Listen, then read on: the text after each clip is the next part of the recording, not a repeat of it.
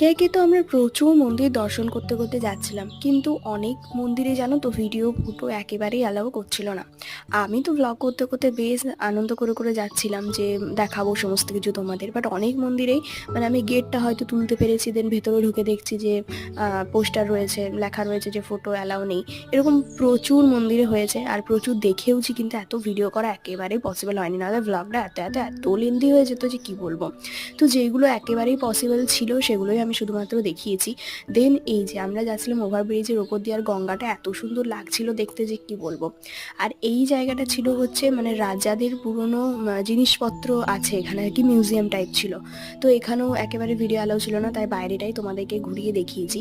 এই জায়গাটাও কিন্তু অসম্ভব সুন্দর ছিল। তোমরা যারা বেনারস আসার প্ল্যান করছো তারা অবশ্যই কিন্তু এই জায়গাগুলো ঘুরে দেখতেই পারো।